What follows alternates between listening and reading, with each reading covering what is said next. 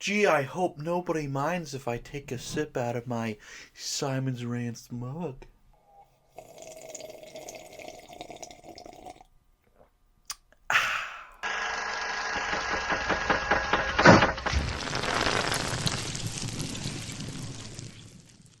Hello and welcome back to Simon's Rants. I'm Simon, and today we're doing another drunk review of another Dr. Seuss short. Today we're reviewing Hoober-Bloob? Hemoglobin? What is this called? The Hoober-Bloob Highway, which came out in 1975. It's another one I actually have never seen before, but I did get a lot of comments requesting to do it back when I was doing some other Dr. Seuss. And of course, like I said, this is a drunk review, as usual with these Dr. Seuss videos, so since it's short, I've gotten a little ahead of myself drinking. Ooh boy. Don't mind me, I'm just your friendly neighborhood alcoholic. But that's enough from me. Let's get on with this video. This is the Hemoglobin Superhighway. These are on backwards. The Hoober-Bloob Highway, in case you don't know. I don't. It starts far beyond where the astronauts go. And far, far beyond where the Groobrusters grow. The Hoober-Bloob Highway gets steeper than steep, where the mini-moons sleep and the blue creepers bleep. Well, it's an educational piece, I guess. We're learning a lot today. Shoo, shoo, off, away with you. Kindly shove off. You're about to use the runway.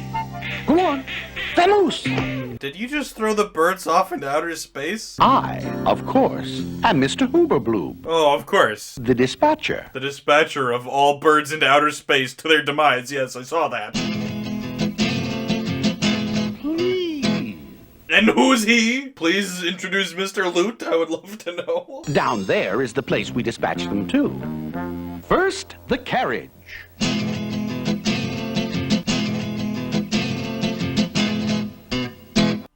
Happening. Then the occupant.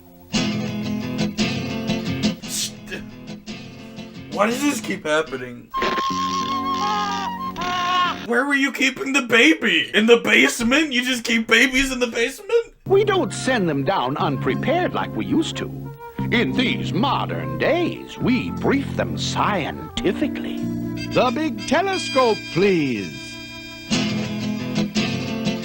And he's doing the thing again. Wonderful. God, shut up! There are so many places to send you that it's really only fair to give you some idea as to what goes on down there. Wait, is he God? He's picking where babies get born? Like, here, you could be born in a first world country, but we're gonna send you. I'm not gonna say anywhere, because no matter what I say, people are gonna be offended. But you fill in your own blank. You might live in this lovely palace in Bajanajistan, and you might think that that would make you a very lucky little man. But, very frankly, the attic is simply infested with tigers. What planet is this? Because the tigers don't look like that here on Earth. On the other hand, though, you could very, very possibly go to a most attractive smallish town called North Ninza-Skrinzabo. Here the snow is crisp and clear. There are no tigers here to fear. There's polar bears. I'm sorry to inform you that you'd have to learn how to milk a walrus.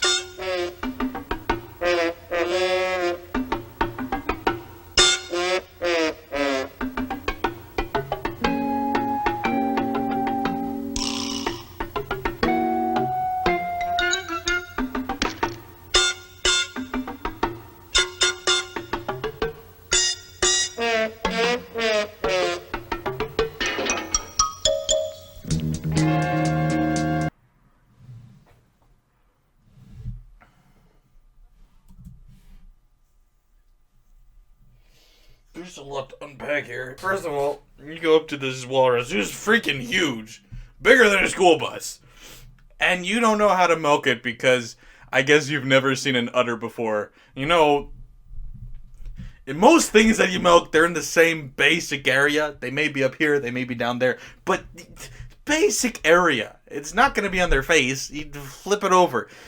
But no, you didn't check. You just asked the walrus, hey, do you mind, could you, like, just a little bit, could you, Mr. Walrus? And he goes, I don't know how. Granted, if he is Mr. Walrus, yeah, he wouldn't know how and you wouldn't want him to. But, yeah, so he just says, I don't know. So, yeah, you go, I don't know, and you put your head in the bucket because, I don't know, you've got a coconut head. Coconut milk? I don't know. There's probably a joke there. I can't find it. And you live in this happy home high in the air with your bedroom up here and your bathroom up there. Oh, that would be awful. I would just pee out the window. Imagine that. Like, I wake up in the middle of the night to pee a decent amount. I could not live there. Send me to the freaking place with the tigers. Wherever the flooble-dooble stops, that's the place you'll go to.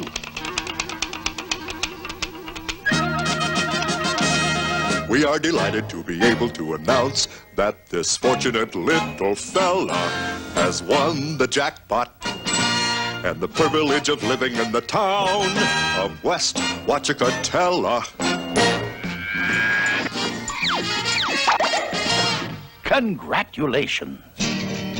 Now he's doing the thing. I thought he was done. Oh, shut up! Who is he? What is he? Why is there sentient loot? Before we actually send you down, we must show you what is going to happen to you. I missed this part of orientation. Nobody told me what was going to happen when I got here. They said, good luck. Go for it. If you don't like it, if you have the slightest doubt, and you don't want to go, just tell us so, and your trip will be canceled. What? Why did so many babies choose to go to fill in the blank horrible place? Then again, they are babies. They have no idea what they're like. Sure, that looks fun. Tigers look great. You've got your work cut out, young fellow, inasmuch as you've got to learn to do things such as put on your socks. Nope, don't want to do that. Not worth living if I have to do that. Are you sure you're quite comfortable? Well then, we will take up where your mother left off. If equilateral triangles meet with quadrilateral rhomboids, causing mathematical adenoids... Oh no, not math! I haven't done math in a long time. I've been avoiding this on purpose. Is he just trying to discourage him from living at all? No matter where you go. Well, not literally. Most places you go, you're gonna learn math. And that's just the beginning, Bob, beginning, Bob, beginning, Bob. Your head will really start spinning, Bob, when you take up theology. It gets worse because then you have to learn biology. It's like, okay. If you're in America, yeah, you learn that. If you're pretty much freaking everywhere, you're gonna learn that too. History, you have to know your history. Well, most Americans don't, so if you go to America, you're probably fine. Emperors, kings, and presidents. You'll have to remember which one is who, and remember his birthday and the size of his shoe. No, you don't. I don't know, like, any person in history's birthday, actually. You'll have to know why do cows chew their cuds, and why are fiddle disters always blowing suds. I don't know any of these things. You'll have to learn the smell of the pipulated pinkweed, how it differs from the smell of the stipulated stinkweed. Judging by this animation, I guess it's pretty easy. Have you come to any decision as yet? Huh? He can't talk. Of all the things you've told him he needs to learn to do, talking hasn't even been mentioned yet. I know the way you feel, Bub. But cheer up, we made a deal, Bub. You don't have to be a human, not at all, not at all. Wait, you don't? This wasn't listed on my application. I was told I had to be a human. Tell me the shape that you prefer, Bub. It's a personal question. It's no trouble to make you what you want.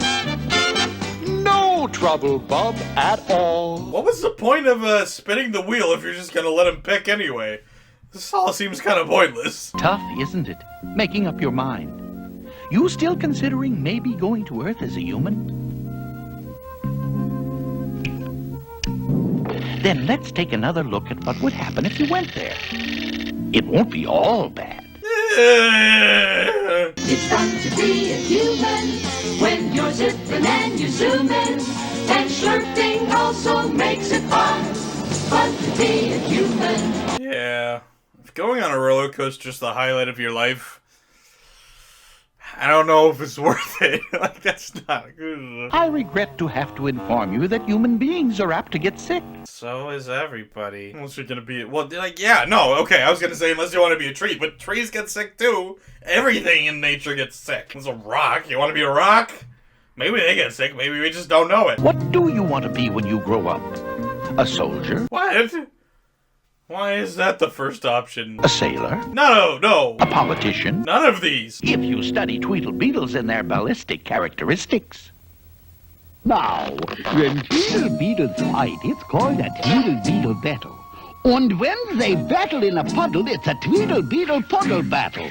And when tweedle beetles battle with paddles in a puddle, they call it a tweedle beetle puddle paddle battle. And when beetles battle beetles in a puddle paddle battle, and the beetle battles puddle is a puddle in a bottle, they call this a tweedle beetle bottle puddle paddle battle muddle. And when beetles find these battles in a bottle with their paddles, and the bottle's on a poodle, and the poodle's eating noodles, they call this a muddle puddle tweedle poodle beetle noodle bottle paddle battle.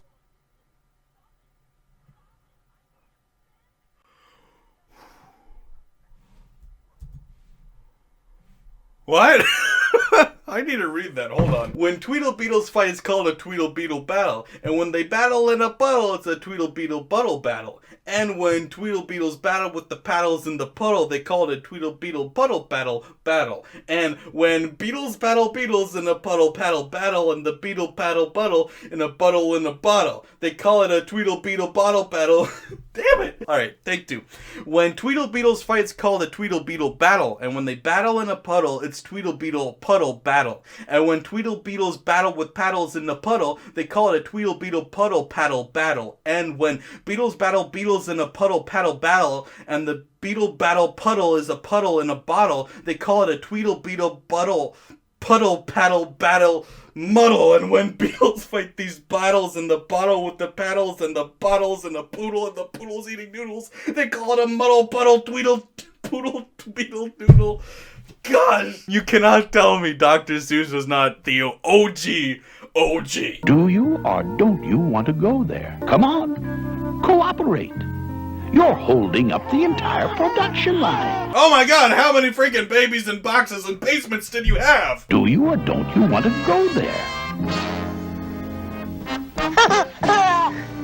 He votes in the affirmative. You know, free choice is a wonderful thing. I think everybody should have the right to have free choice and free will. But I mean, some people need a little help. Babies? That's a big decision. You're really gonna give the baby the choice of living in the worst planet in the galaxy? I feel bad for him, honestly. Happy birthday! God bless you, you're a human. Have a busy, fascinating time.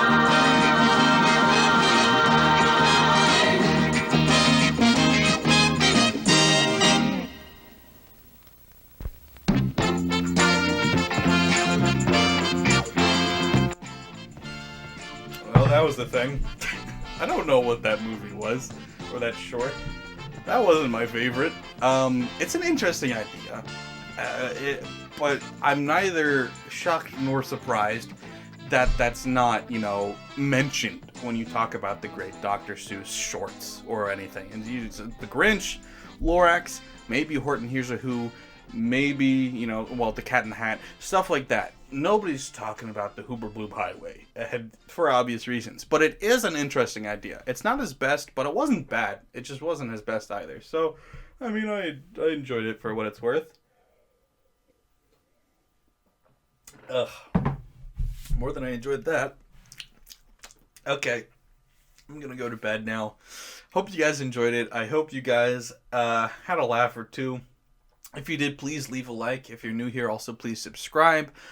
Most of the viewership I get is from non-subscribers. So if you've been hanging around, you like the videos that you've seen, but you just haven't subbed yet, please do. It does help me out a lot. Also, liking, commenting, sharing, all of that does help with the algorithm too. So please do whatever you can to help out. Also, consider buying merch. It's at shop.spreadshirt.com/simonsrants. Regardless, if you're here watching it, thanks for watching. I hope you enjoyed. Bye. And the tweedle beetle battles and the puddle and the paddle and the paddle.